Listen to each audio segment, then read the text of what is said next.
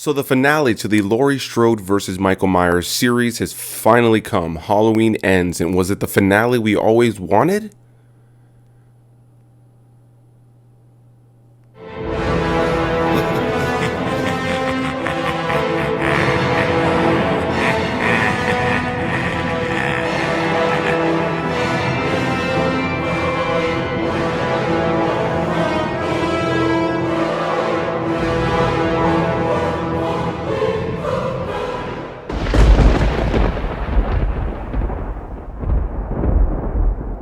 What's going on, everybody? Welcome back to another video, and in today's video we're going to be talking about what's supposed to be the final installment in the Laurie Strode versus Michael Myers series in the Halloween franchise, Halloween Ends. Once again, directed and written by David Gordon Green, this film has a reprising cast of people like Jamie Lee Curtis, of course, Kyle Richards, Andi Matichak, Will Patton, and introduces Rohan Campbell as Corey Cunningham. Hey guys, what's going on? If you're new here to the channel, I want to welcome you to hit that subscribe button as I do review all things movies, TV, and a lot of fun stuff here on the channel. And if you're a fan of horror and slashers, I've definitely covered a lot of that and plan to cover a lot more. Speaking of which, I'll just briefly say that I did just drop a video for Halloween 1978 as well as 2018 and Halloween Kills, and this is the one that wraps that up. For anybody who's not familiar with what's going on here, you have an original timeline of Halloween films that were essentially scrapped. They took the original Halloween film and decided to make 3 new films that would just be the films that follow up it 40 years into the future. And so any of those old films were thrown to the garbage can in terms of continuity, and now it's Halloween 1978, Halloween 2018, Halloween Kills, and then now this one, Halloween Ends. And yeah, you know, I was really looking forward to checking this out because this was going to be the final one that Jamie Lee Curtis was going to do. I believe she even signed a contract saying she will not return for another Halloween installment. So ultimately, I think that really raised the bar in terms of hype. And you know, just briefly, you guys can go check out that video if you want to. I'm a huge fan of the original 1978 film. There's dated elements, but it's a classic. I have so many nostalgic memories of watching it. The 2018 film I wasn't crazy about, but I did enjoy it. It was a good time. There's some good kills in there, and it was great to see Laurie Strode strapped up and ready to take on Michael Myers. I think the biggest disappointment for that, both that and Halloween Kills, is the fact that everything she planned for over 40 years went to shit. Like, not a single thing worked out. You know, she had the trap at the bottom of their house that they left him at to burn, and ultimately that's just, you know, fixed within a moment. And yeah, he just gets out of every situation that she had planned for, leading us to Halloween Kills, where they brought back a bunch of returning characters, whether they were recast or the actual original actors came back to play them, and everybody got killed, including Jamie Lee Curtis's character, Laurie Strode's daughter, who she spent years preparing for this incident to happen. And so yeah, you know, for me it was disappointing to watch those 2 films and see that every single bit of her plan went to shit. There wasn't a single part that worked. So ultimately, for me, the writing in the last 2 films was not super strong on a character level, but I will say that the slasher element of the last 2 films at least made it enjoyable. There are plenty of slashers that I've talked about here on this channel that I've given some sort of praise to because they've at least had the practical effects, the gore, the guts, the kills that you come to expect from these films, even if the characters and the story aren't necessarily all that great. One of my favorite series to talk about that I've done here on the channel is like the Friday the 13th franchise, because a lot of those films, the later you get into it's just so dumb, the writing is so bad, and the characters are so dumb, but it really is just fun to see Jason Voorhees go to town on everyone, even if these films are not fantastic. And funny enough, this film actually reminded me of 2 Jason Voorhees films in the worst way, which are Friday the 13th, A New Beginning, the 5th installment, as well as the 9th installment, Jason Goes to Hell, The Final Friday. Yeah, in the worst ways, this movie reminded me of that. And so yeah, I just wanted to give a quick summarized thoughts on what's happened leading up to this point. And you know, it was interesting, a lot of the marketing for this didn't really ever touch on what this movie's story was going to be, and I 110% see why. A lot of the marketing and quick trailers would show a lot of what's in the 3rd act of this movie and the stuff that you want to see, the battle between Laurie Strode and Michael Myers. And I'm not going to touch on spoilers here, but I'll just go ahead and say that it is kind of a small percentage of this film, and I was underwhelmed by this film. I will go ahead and start with my positives and saying that the kills that we do have here are pretty solid. We once again have a great use of practical effects, but I will say that the slasher element of this film was wildly brought down. Like, the slasher element of this film is so minimal, which was part of what kind of underwhelmed me with this film, with it being called Halloween Ends and being hyped up as this finale between Michael Myers and Laurie Strode. Beyond that, similar to Halloween 2018 and Halloween Kills, you have some really great lighting and some great camera work. I wouldn't say that the cinematography is out of this world in terms of artistry, but you do have better quality cameras than we did for the original installments, so it definitely looks the best that the franchise has in terms of these last 3 films. Overall, really enjoyed the look and the feel of this movie, but where this movie really lost me was its narrative. Beyond the practical effects, the lighting, the technical elements, and the performances, I found this film to just be boring and bland and just kind of nonsensical. We jump 4 years after the events of Halloween Kills into the future, and now Laurie Strode is no longer this woman who's prepped for war. She's no longer this woman who's prepped to take on Michael Myers. Michael Myers vanished. She knows he's out there, and she spent 40 years while he was in a mental institution preparing for him. She spent 40 years getting everything ready.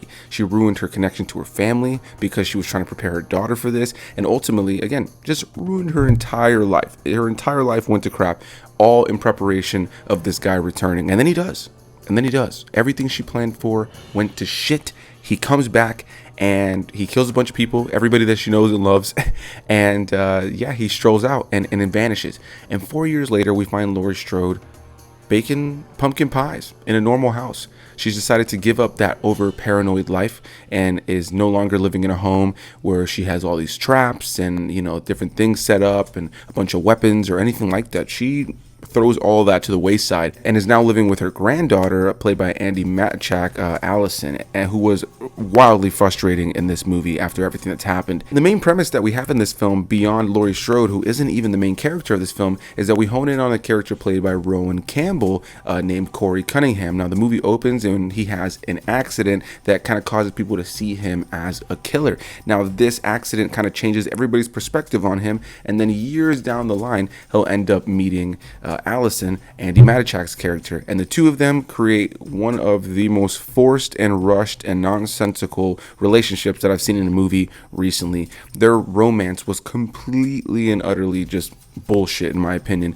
and the amount of intensity that came to the romance and the connection the two had after just meeting the first time, for me, was just so unrealistic that it took me out of it. And majority of the film lingers on the two of them. I won't really get into the story specifics and the spoilers about what really happens with the two of them and how that leads to the finale between Laurie Strode and Michael Myers, but what I will say is the last thing I expected this film to be was a film that hones in on these two awkward lovers that just met and for some reason are completely crazy for one another. It's almost a Bonnie and Clyde kind of thing going on here, and we're hardly spending time with Laurie Strode. We do, but it's minimal. It's minimal across the film, and the Michael Myers stuff is so minimal in this film as well. So ultimately, I found myself underwhelmed by a run-of-the-mill forced romance that we hone in on for majority of the film, that has some great kills throughout, some great practical effects, but ultimately ends in a very quick altercation between Michael Myers and Jamie Lee Curtis's character, Laurie Strode. And I will say the finale is satisfying. The two of them fighting is pretty great, and so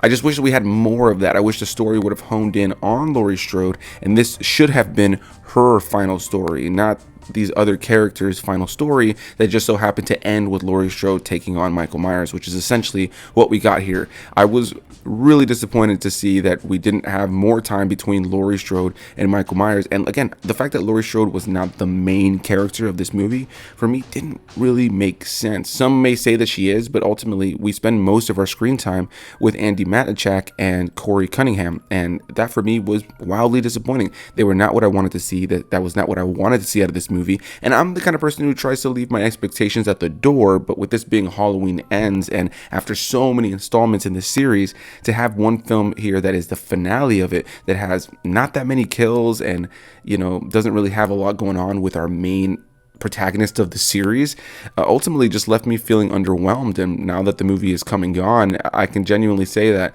I feel like these films got worse with each new installment in this trilogy. I kind of wish they would have just done Halloween 2018, maybe called it something else.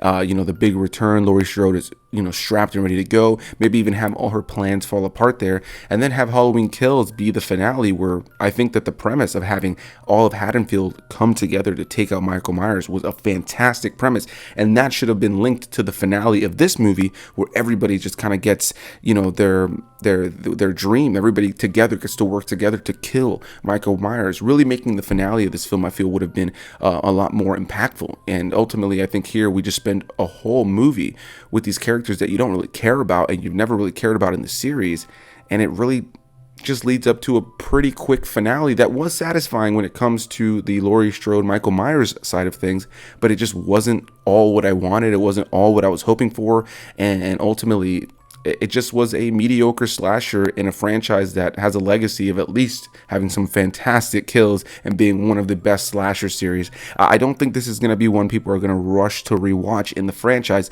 I'll take an 80s cheesier version or cheesier installment in this franchise any day of the week over this film. And before I wrap this up, I do want to say really quickly, I think one of the best parts of this entire new trilogy is having John Carpenter back doing the music. The music was fantastic across these three films. I really enjoyed hearing the music again here, and I love that in the intro of this movie, the classic intro with the pumpkin, over the course of the intro and seeing those credits, you start to see the different pumpkins morph into the different pumpkins from the different films over the years, which I thought was a really cool thing. There were moments of really great artistry in this film, but ultimately I think that the base story was just not the story we needed for the finale of the series.